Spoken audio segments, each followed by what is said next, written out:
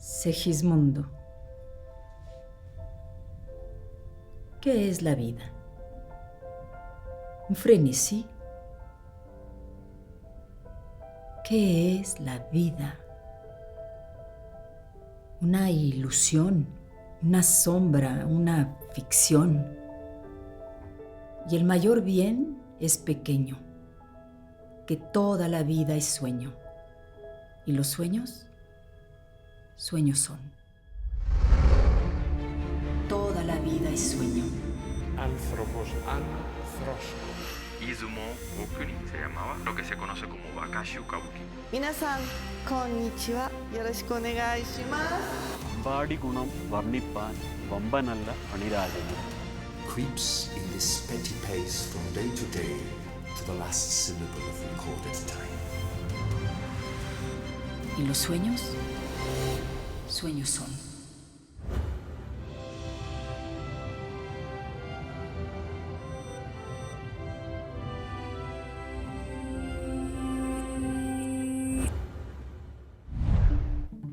Amigos, bienvenidos a una nueva estación de la Ruta del Teatro.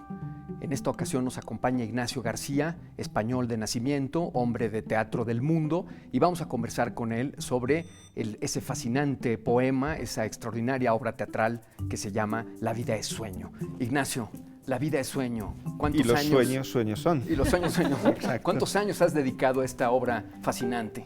Pues por suerte toda la vida, porque la verdad es que es una obra que uno lee desde niño. Allí en España la estudiamos en el colegio. Y yo tuve la oportunidad de empezar a ya trabajar con ella en las manos muy pronto. La monté ya en el colegio, con 16 años hice Segismundo y la dirigí. Y puedo decir que desde entonces, que hace más de 20 y algún años, he podido seguir toda mi vida vinculándome de maneras diferentes con la vida de sueño. ¿Dónde está el encanto, la fascinación de una obra como esta? Es una obra absolutamente universal, es una obra absolutamente contemporánea. Habla de lo que siempre está pasándole al ser humano, de la duda entre lo que es verdad y lo que no es verdad, de lo que hay que hacer y lo que no hay que hacer en tantas vicisitudes de la vida, y del comportamiento del ser humano en sí mismo, de comprenderse a sí mismo como sujeto filosófico, como sujeto metafísico, pero también entenderse en comunidad. Uno es lo que hace con los demás, uno, digamos, juega con unas reglas u otras consigo mismo en la medida en la que establece esas reglas con los demás y con la sociedad en la que se desarrolla. Ignacio, me encanta lo que platicas, pero lo que más me fascina de cuando te conocí es este contacto que tienes tan concreto y sencillo con el verso, que es muy difícil. Cuando escuchamos verso en escena como espectador, generalmente desconectamos muy pronto porque se nos hace muy pesado, muy difícil, no entendemos qué está diciendo el actor. Cuando yo te escuché a ti dar ese curso de verso, dije, eso sí se entiende. ¿Qué pasa con el verso en el teatro? Dice Vicente Fuentes, que Fernando lo conoce, que es el gran maestro en España hoy en día de verso, que el verso es habla, que el verso es oralidad, que no es una regla extraña poética que viene de un inframundo, de un mundo paralelo. Es una manera de codificar mensaje, al final es prosodia, y si no la hacemos palabra viva y si no hacemos que el actor sea elocuente cuando dice el verso y sea capaz de transmitir las ideas que hay debajo, nos estamos quedando con una forma vacua, nos estamos quedando con una forma antigua. Tú sabes que yo digo siempre la momia, nos quedamos con una momia del pasado que está muerta y que no revive. Nosotros tenemos que hacer que la momia reviva y le hable al espectador de hoy en día y le diga a la cara las cosas de una manera que el espectador las pueda entender, sin perder la belleza del original, pero que sean claras, que sean elocuentes y que golpeen a nuestro espectador ahora. ¿Te parece quizás que le pidamos, Renata, a Ignacio que nos ponga un ejemplo? Pues cualquier ejemplo de Calderón, es decir, Segismundo, desde el principio. Dice, hay mísero de mí y hay infelice. Bueno, eso se entiende, se está lamentando sobre su propia condición, pero empieza a decir unas décimas maravillosas lamentándose de su condición y preguntando al cielo cuál es su pecado, cuál es su error. Dice, apurar cielos, pretendo ya que me tratáis así, le han tratado mal, le han hecho crecer en una torre. Apurar cielos, pretendo ya que me tratáis así, ¿qué delito cometí contra vosotros naciendo? ¿Qué delito? ¿Cuál? No es una pregunta retórica, no es ¿qué delito cometí contra vosotros naciendo? No, es una pregunta concreta, específica. ¿Qué delito? Hay una respuesta. Uno, ¿cuál? ¿Qué delito cometí contra vosotros naciendo? Y se contesta, aunque si nací, ya entiendo qué delito he cometido. Bastante causa ha tenido vuestra justicia y rigor, pues el delito mayor del hombre es haber nacido. Si el actor es elocuente y transmite, el espectador entiende, el delito mayor del hombre es haber nacido, esa es la mayor culpa. Y luego va a continuar y en la siguiente décima va a decir que no, porque a él le castigan más que a los demás, porque habla de un animal, habla de un pez, dice, y teniendo yo más vida, ¿tengo menos libertad que un pájaro?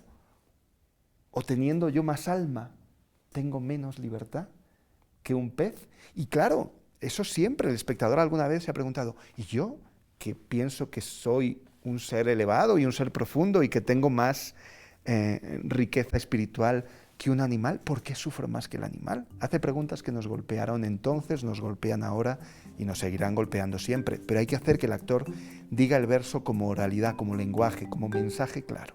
Y, por ejemplo, hoy en día esta especia, tomándolo como la ruta de las especias al teatro en su ruta, en su camino, ¿qué especia sería en la mesa del teatro, de la que no podemos prescindir? Pues una especia fuerte. Ahora que acabo de llegar de la India, pues sería, digamos, cúrcuma, sí. Cúrcuma. ¿No? Una cosa así sabrosa. Un cúrcuma español. Bueno, pues nosotros la cúrcuma la utilizamos mucho en los pinchos morunos que se hacen tanto en España, hay mucha cúrcuma. Yo creo que es eso, yo creo que es un sabor con gran identidad. El teatro español del Siglo de Oro, por ejemplo, es un teatro muy claro, que reflexiona sobre unas ideas que están en ese momento y que al ser muy autóctono se convierte en algo muy universal. Yo creo que a veces se comete ese error de creer que lo universal es lo abstracto. No, lo universal es el dolor de un ser humano, de Segismundo, que no entiende por qué todo lo malo le pasa a él. ¿A quién no le ha sucedido eso? ¿Quién en un momento trágico no piensa que todo se le cae encima? Cuanto más concreto es el dramaturgo, cuanto más concreto es el poeta, más nos está hablando a todos. Entonces yo creo que ese es el sabor concreto, esa es la especia que nos hace saborearlo en toda la boca y que digamos, no podemos pasarnos de él, ¿no? No podemos. O sea, ¿qué puede ser del teatro sin un calderón? Nos saboriza todo, como las buenas especias, nos da sabor a cada historia. El verso, el uso de unas ciertas metáforas, el uso de unas ciertas ideas que están siempre. La vida es sueño, qué es verdad y qué es mentira. ¿Qué es más importante en la vida, lo que somos o lo que creemos ser, o lo que creemos ser en un momento dado? Y Calderón da la respuesta que también nos sirve para entonces y para ahora. Mas sea verdad o sueño, obrar bien es lo que importa. Ahora, me gusta retomar esta idea de que lo universal no es lo abstracto. ¿Cómo puedes traer la vida de sueño a una época convulsa, confusa, como la época que se está viviendo, no solo en México y no solo en España? Pues yo creo que de muchas maneras, tanto en la reflexión individual metafísica como en la política. En la personal, vivimos en un mundo en el que hay una cultura audiovisual y hay muchos, nos bombardean con imágenes y con conceptos y a veces no sabemos lo que es verdad y lo que es soñado. La gente se cree lo que pasa en la televisión y la televisión no es la verdad. La televisión es un sueño, es una ilusión, una sombra, una ficción, como dice Calderón. Pero también desde el punto de vista político, resulta que hay un rey que mete a su hijo en la cárcel para prever una cosa que va a suceder, un sentido profético. Bueno, hemos visto muchas cosas que se han hecho, hemos visto guerras defensivas, hemos visto muchas iniciativas políticas que han sido tiránicas y que se han hecho para defender supuestamente a un pueblo que no se sabía defender solo. Las ideas de Calderón están sobre la conducta política del ser humano y también sobre la conducta puramente individual. ¿Qué debo hacer yo frente a la realidad que me circunda? Querido Ignacio, vamos a hacer una pausa y regresamos con ustedes.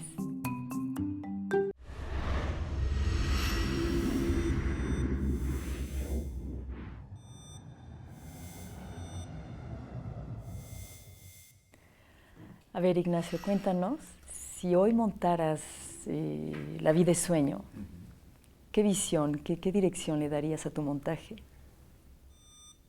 La vida es sueño siempre está preguntándote cosas. y en cada momento de la vida te pregunta cosas distintas y cada día te pregunta cosas diferentes. Para mí, que en su día tenía una lectura quizá más política y más sobre esa relación entre la tiranía y los pueblos, cada vez más se acerca a un drama existencial. Y yo creo que la gran pregunta que hay en La vida es sueño es ¿qué haces tú con tu libertad y cuál es tu responsabilidad frente a tus actos? Porque eso es lo que pone Calderón encima de la mesa, a Segismundo. Dice, hay una profecía que dice que vas a hacer esto. En la vida contemporánea tenemos otro tipo de profecías. El ADN es una profecía, ¿no? El ADN nos dice lo que vamos a hacer y lo que no vamos a hacer. Las etiquetas sociales o las etiquetas artísticas son otra profecía que te pone, digamos, en un camino. Y uno tiene que ver qué hace frente a ese oráculo y frente a esa realidad profética y qué decisiones toma en libertad y qué responsabilidad asume frente a esas decisiones. ¿Qué camino artístico quieres hacer? ¿Cómo quieres vincularte con un público, con unos artistas, con unos actores? ¿Y dónde están tus fallas y cómo te peleas con ellas? Porque eso es lo que plantea Calderón. Dice, te dicen que te va a pasar algo terrible. ¿Cómo te vinculas con ello? Dice, alguna fiera inhumana te dará muerte. Te dicen eso. Escogiera buen remedio en despertalla cuando estuviera durmiendo. Es decir, eso es lo que vas a hacer frente a una dificultad. ¿Vas a ir a ella y te vas a pelear con ella? Para mí esa es la gran pregunta. ¿Qué hacemos frente a los desafíos de la vida y cómo asumimos o cómo debemos asumir la responsabilidad sin echarle la culpa al cielo? Es decir, harías actualmente una lectura mucho más personal. Absolutamente. ¿Y eso se notaría en la dramaturgia? Sin duda. ¿Cómo? Segismundo solo, sin un cielo que lo ampare. Segismundo preguntándose a sí mismo, sin trucos, ¿qué debe hacer? Mas sea verdad o sueño, obrar bien es lo que importa. O otra frase que Calderón usa en La cisma de Inglaterra, dice, la voluntad siempre es libre. La voluntad es libre, luego nosotros hacemos lo que queramos y nos ponemos las excusas y hacemos las coartadas que queramos hacer, pero él dice, la voluntad siempre es libre. Entonces, esa es la pregunta, es Segismundo frente al espejo diciendo, ¿qué hago? Y Basilio también, el padre, diciendo, ¿cómo gestiono yo una situación en la que me han dicho que tengo que sacrificar a mi hijo para defender al reino? Y el ser humano, Rilke dice que eso es lo que llamamos destino, estar enfrente y nada más, siempre enfrente. Yo haría eso, que Segismundo y Basilio estuvieran siempre enfrente de sí mismos, obligados a tomar sus decisiones. Y ahora es muy bello también el final que da Calderón. Por supuesto. Porque sí hace que uno se pregunte, ¿no? Pero sí da también una pista diciendo, hablando de la bondad, ¿no? Que Segismundo sale de eso, dice, con respecto a lo que ha hecho Basilio, sentencia del cielo fue, estaba determinado. Por más que quiso estorbarla él, Basilio, que quiso estorbar la sentencia del cielo, no pudo. ¿Y podré yo, que soy menor en las canas y en el valor y en la ciencia? Si él no pudo estorbarlo, ¿podré yo? Y haciendo esa pregunta retórica, la que parece que va a decir, no, si tu padre no se pudo enfrentar al cielo, tú menos, justo después de ese verso dice, Señor, levanta. Y contradice la profecía y salva a su padre de la muerte que la profecía había dicho. De manera que es muy contemporáneo, es muy original. Calderón no da un final cerrado, unívoco, hermético.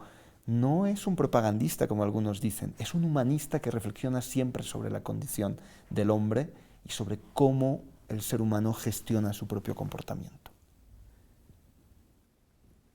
¿A qué te refieres cuando dices que se le ha acusado de propagandista? Yo lo he vivido. En España hay un gran complejo con nuestro siglo de oro y se dice que es la contrarreforma, que eran parte de ese pensamiento que generó la Inquisición, que eran ultracatólicos. Yo creo que yo vengo de la India de hablar de la vida de sueño y siendo una cultura politeísta todos entendían perfectamente lo que hay en esta obra, comprendían la significación, comprendían el sentido metafórico. Yo creo que la leyenda negra que se hizo en la política también nos ha afectado a nuestro teatro. Y que el teatro del siglo de oro se ha visto a veces como una cosa antigua por el uso que se hizo en el franquismo o por el uso que se ha hecho en algunos momentos intentando convertir a estos poetas en defensores de las ideas de Felipe II o de Felipe IV.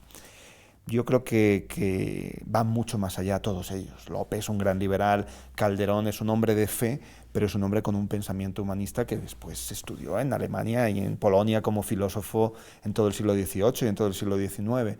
De manera que yo creo que yo que ya nací en libertad, en una España que había superado la dictadura, puedo acercarme a Calderón sin esos prejuicios y pensando que es nuestro patrimonio, que es nuestra lengua, que son nuestras ideas, y me hace muy feliz dedicar una parte importante de mi vida a, como en la Ruta de las Especias, llevarlo por el mundo como una especia muy apreciada. Imagínate, Renata, Ignacio nació después del año 75, es muy joven. Supongo que ustedes, los más jóvenes, tienen otra visión del teatro del siglo de oro. Sí, tenemos una visión sin estar contaminada por el poder. El poder no lo ha usado para vendernos la idea de la gran España. Yo he leído a Calderón como leí a Shakespeare y como leí a Tirso y como leí a Molière, con ojos de entender qué hay dentro de la obra. Y dentro de la obra hay una reflexión sobre el ser humano, hay una reflexión sobre, digamos, la política y cómo el ser humano vive en comunidad, y no está mediatizado, y yo creo que tenemos que estar orgullosos de nuestro patrimonio y ser capaces de transmitírselo al mundo.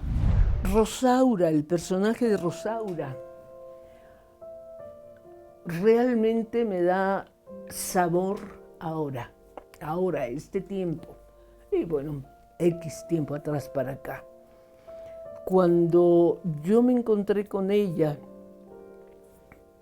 era todavía suficientemente joven para entrar a la empresa de los sueños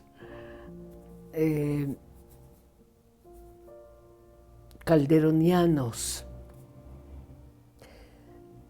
Yo no tuve idea de la dimensión que realmente tenía el personaje. De alguna forma, sí tuve un instinto de cómo manejarla. Me gustaba lo que Rosaura decía, a mí me gustaba decirlo. Y lo decía como muy adecuadamente, como, no sé, como si hubiese sido 5 años mayor y hubiera tenido yo un estudio previo para entrar a Calderón. Es empresa muy difícil, no es fácil, pero en ese momento yo tuve la gran ventaja de no saber que era una empresa difícil.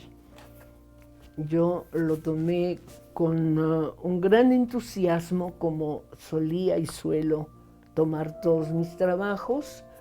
Lo tomé con una energía vital extraordinaria y hubo la gran fortuna de que lo dirigía Luis Basurto, que no sé cómo fue que surgió en él la idea de vamos a hacer La vida es sueño.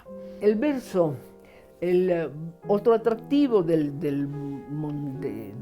hacer La vida es sueño es que se trata de una obra en verso. Mi carrera empezó con 5 años estudiando Siglo de Oro. Esto quiere decir estudiar verso, donde yo no hacía otra cosa más que decir verso y decir verso y decir verso, después de todas las explicaciones de qué es el hiato, que es la sinalefa, pero más allá de eso, cuáles son las redondillas, qué es un romance, qué es un soneto, etcétera, etcétera, las rimas, si es en esto, si es en el otro, que es un mundo sumamente difícil y apasionante.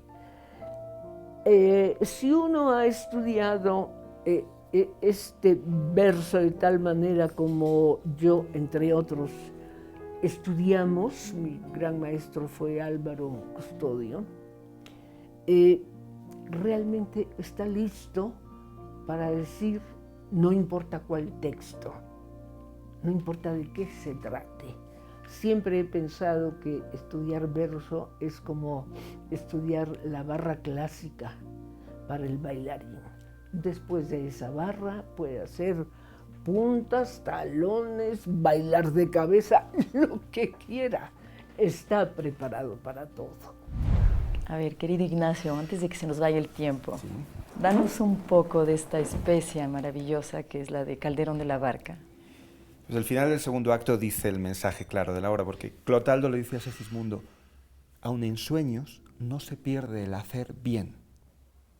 Y Segismundo entiende esa idea y dice, es verdad, pues reprimamos esta fiera condición, esta furia, esta ambición, por si alguna vez soñamos. Y sí haremos, pues estamos en mundo tan singular que el vivir solo es soñar. Y la experiencia me enseña que el hombre que vive sueña lo que es hasta el despertar. Sueña el rey que es rey. Y vive en este engaño mandando, disponiendo y gobernando. Y este aplauso que recibe prestado, en el viento escribe y en cenizas le convierte la muerte. Desdicha fuerte. Que hay quien intente reinar viendo que ha de despertar en el sueño de la muerte. Sueña el rico en su riqueza que más cuidados le ofrece. Sueña el pobre que padece su miseria y su pobreza. Sueña el que a medrar empieza. Sueña el que afana y pretende. Sueña el que agravia y ofende. Y en el mundo, en conclusión, todos sueñan lo que son, aunque ninguno lo entiende. Yo sueño que estoy aquí de estas prisiones cargado. Y soñé que en otro estado más lisonjero me vi. Estuvo en el palacio, claro, eso es lo que explica. Soñé que en otro estado más lisonjero me vi. ¿Qué es la vida? ¿Un frenesí?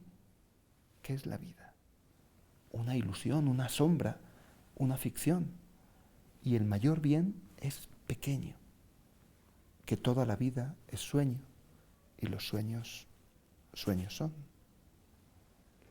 Y hay quien se atreve a pensar que esto no es poesía de hoy. Lo que parece una ficción es que sea poesía del siglo XVII. Es de siempre. Ignacio. Es de siempre. Qué bueno Es de que siempre. existen estos hombres. Bueno, pues el tiempo ha volado. La televisión es más sueño aún que la vida misma. Mucho más. Te queremos dar las gracias. Gracias, con mucha Ignacio. admiración y mucho cariño. Muchas gracias de verdad, Ignacio. Encantado. Renata, pues el tiempo ha volado. Nos vamos. No dejen de sintonizarnos. Esta es La Ruta del Teatro.